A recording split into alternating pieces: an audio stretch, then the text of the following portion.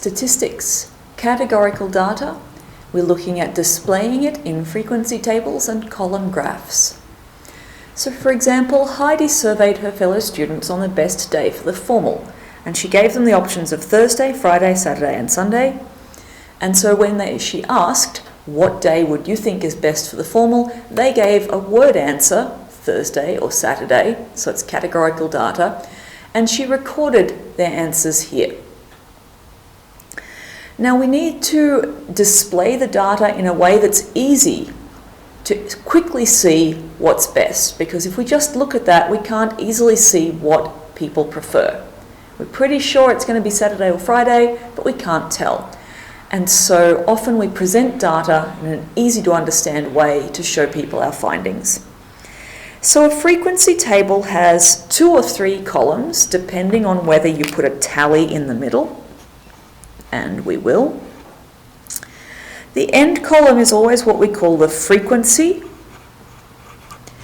and the first column is always the question we were asking. So we were asking about the best day of the formal, so our different options for the best day of the formal would be the different days of the week. So we'd say days of the week or something there. And our options were Thursday, Friday, Saturday, or Sunday. So your frequency table has the different options, a tally, and a frequency, which is how many people chose each of these options, and we get that by doing the tally. So we'll do our tally: Friday, Friday, Thursday,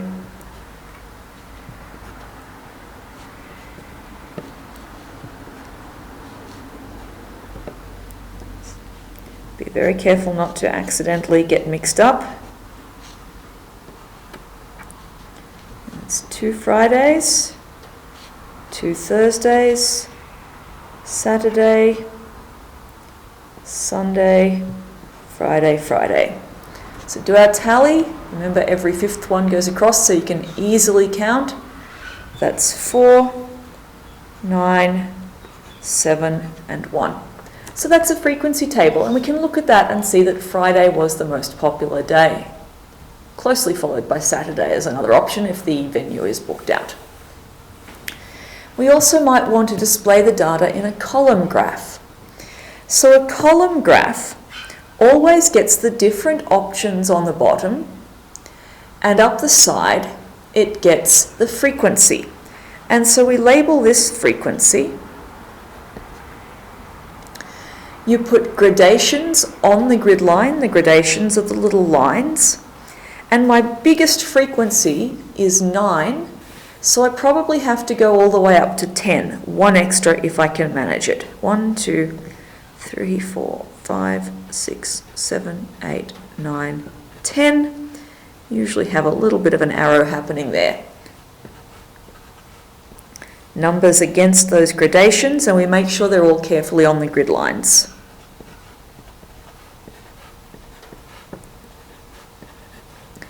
The other thing I could have written here was just number of people. That would be fine too. A column graph should get a title, and I've run out of space, so I'll put a title over here. Best day for formal, because that was the question that got asked. What do you think is the best day for the formal?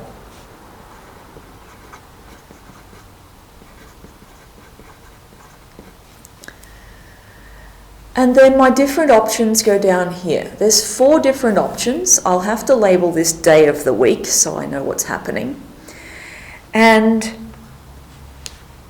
I did make my columns pretty wide here because there's always a gap between the columns.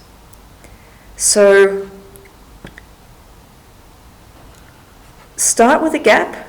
I'm going to do a column 4 grid squares wide and a 2 grid square gap. 4 grid squares wide, 2 grid squares gap, 4 wide, 2 grid squares. So my columns will be here, here, here, and here. And you do need a gap between each column on a column graph for categorical data. And technically your first gap should be half as big as the other gaps, but we won't get too picky there.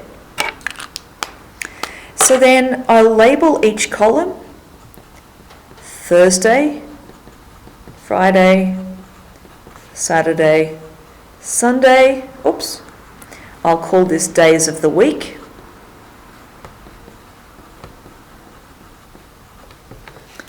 And then it's just with a ruler and usually a pencil, in case you make a mistake, put a column that's as high as the frequency for each thing. So Thursday is 4.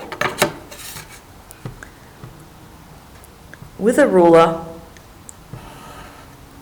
from the edges of the column, go up to 4, and make sure it's really neat and accurate. Friday was 9.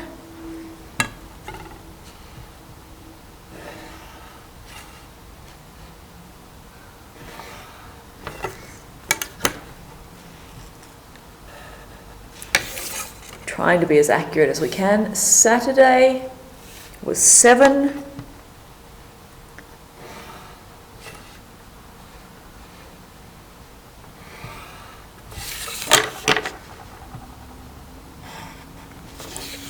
And Sunday was 1. And that's your column graph. It's labelled on the axes, it has a title, and very neat columns, and we can clearly see that Friday and then Saturday are the favourite choices.